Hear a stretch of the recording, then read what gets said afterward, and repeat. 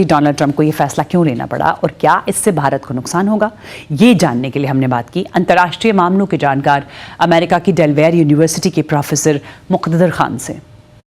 देखिए, Trump administration का जो सबसे बड़ा मकसद है वो अमेरिका में जॉब्स क्रिएट करने का। आप इसको समझ सकते हैं, it is tariff on services पे। तो वो कह रहे हैं कि अमेरिकन कंपनीज जो मुसलसिल बाहर से लोग ला रहे हैं, तकरीबन 1 लाख टेक एक्सपर्ट्स हर साल आते हैं, जिसमें से 70% इंडिया से आते हैं। तो इस साल 85,000 आए, तो उसमें समझिए आप तकरीबन 60,000 इंडिया से आ रहे हैं। तो वो कह रहे हैं कि भाई आप 2 वजूहात से आप बाहर से लोग लेकर आ रहे हैं। एक, you are paying them less, और क्योंकि आप कम पैसे दे रहे हैं, अमेरिकन ज्वाइन नहीं कर रहे हैं और फिर अमेरिका में जॉब्स नहीं क्रिएट हो रहे, तो उनका they are increasing the cost of hiring foreign workers American companies के लिए।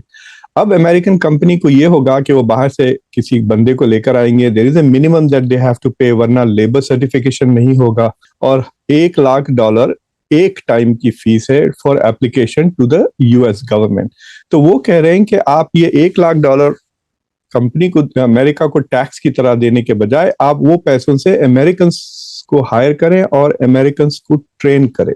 सो that is the whole goal, कि नॉट ओनली कि वो अमेरिका में जॉब्स क्रिएट करें, but the other thing is also to make Americans more tech literate. लेकिन मुझे लगता है इन्होंने जल्दी इसलिए की कि this puts a lot of pressure on India, और इंडिया से जो बायलैटरल ट्रेड एग्रीमेंट नेगोशिएट हो रहा है उस पर काफी दबाव पड़ने वाला है। India is going to be on the back foot, क्योंकि डोनाल्ड ट्रंप को अब इंडिया कहेगी कि भाई आपने चाबहार पोर्ट पे हमको बंद कर दिया, प्लीज उसको रिस्टोर कर दिया, आपने H1B पे सख्तियां कर दी, उसको कम कर दिया। तो डोनाल्ड ट्रंप के पास अब 2 नए एक्स्ट्रा नेगोशिएटिंग चिप्स आ गए हैं in the bilateral trade agreement. तो एक ये है कि it has increase Donald Trump's negotiating capacity, लेकिन ये पॉलिसी दोनों मुल्कों के लिए नुकसानदेह होगी। इंडिया के लिए स्पेशली, क्योंकि 70% H1B अमेरिका इंडिया से आते हैं।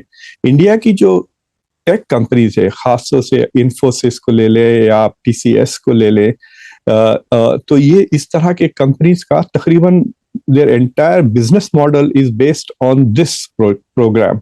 तो इंडिया की टेक कंपनीज को they have to rethink their entire business program. तो ये अमेरिका की जो ग्लोबल competitiveness है, specially with China, it is going to undermine, और जो रिसर्च और इनोवेशन और जो डेवलपमेंट की पेस थी अमेरिका की, that is going to slow down significantly. तो अमेरिका की आप कह सकते हैं, जो अभी भी कह सकते हैं कि जो टेक में एडवांटेज है, America could lose that, but it doesn't mean कि India is going to gain. India and America वो दोनों सफर करेंगे, and the winner is going to be China as a result of this policy.